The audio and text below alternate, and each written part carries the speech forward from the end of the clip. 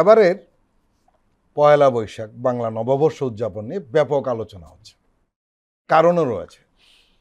আসলে এটা ফেসিবাদের হাতিয়ার হিসাবে দীর্ঘদিন ধরে এই নববর্ষ পালিত হতো এবং সেখানে একটি দলের সমর্থক লোকদেরকে আমরা উপস্থিত দেখেছি, আর অন্য কোনো মানুষ সেখানে যেতেই পারত না।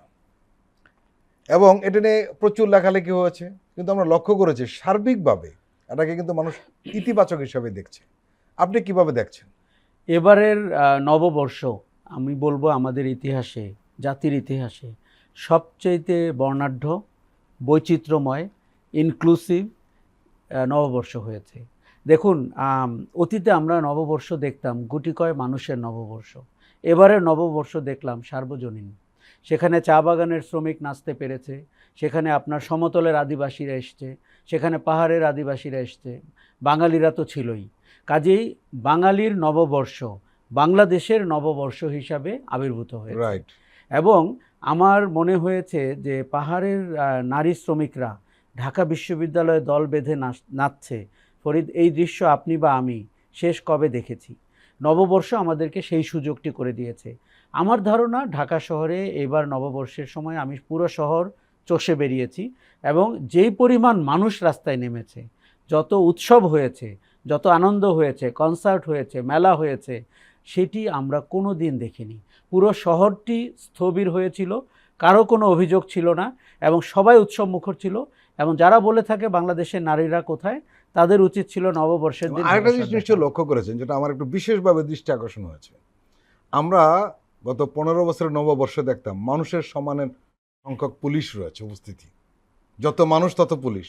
এবার কিন্তু সেটা ছিল না, একদম ছিল না। দেখুন, আমি একসময় মজা করে বলতাম যে এরপরে হয়তো ট্যাঙ্ক নিয়ে আসতে হবে নববর্ষের সামনে, কেননা চিতা, কোবরা, সোয়াট, পুলিশ, এইভাবে প্রথম 50% লোককে দেখতাম পুলিশের লোক, তারপরে হচ্ছে নববর্ষের গুটিকয় মানুষ।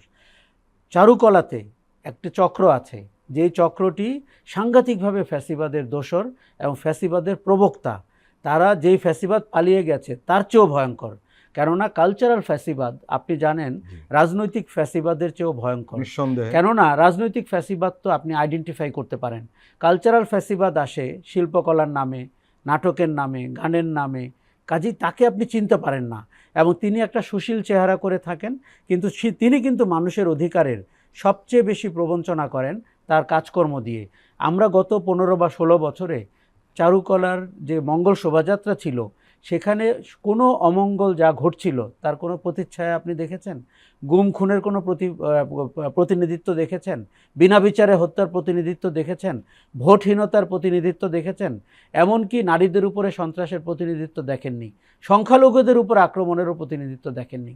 তার মানে তারা বাস্তবতা বিবর্জিত একটি র্যালি করত, যেই র্যালিটি আমাদের উপরে চাপিয়ে দেওয়া সংস্কৃতির র্যালি, যেই র্যালিটি বাংলাদেশের র্যালি না। এবং তার পেছনে গুটিকয় নাটের গুরু ছিল, তারা এখনও এই সমাজেই বিদ্যমান। তারা এবারও চেষ্টা করেছে বিভিন্নভাবে আপনার নতুন উদ্যোগকে, সার্বজনীনতাকে খর্ব করতে এবং খাটো করতে। তারা সফল হয়নি। দেখুন, তারা আগুন লাগিয়েছে যেটা আমাদের যে প্রতিনিধিত্ব ছিল তার উপরে। তারা যেই শিল্পী তার সাথে যুক্ত হয়েছেন তার বাড়িতে আগুন লাগিয়েছে, এবং ওই শিল্পীদের কারো কারো ফোনে বিদেশ নাম্বার থেকে, বিশেষ করে ভারত থেকে নাম্বার থেকে ফোন আসছে, ভয়ভীতি দেখাচ্ছে। দলটি ফ্যাসিবাদী, সন্ত্রাসী, তার সমর্থকরা ফ্যাসিবাদী, কালচারাল ফ্যাসিস্ট, এবং তারা ভয়ভীতি দেখিয়ে আপনার যে উৎসব মুখর সময় সেটিকে নষ্ট করতে চাচ্ছে। এটিকে কঠোর হাতে দমন করতে হবে, আইনের আওতায় আনতে হবে, এবং বাংলাদেশ যেই জায়গায় চলে এসছে এবারে নববর্ষের ভেতর দিয়ে, সেই জায়গা থেকে বাংলাদেশ যেন 1 ইঞ্চিও পেছনে না যায়।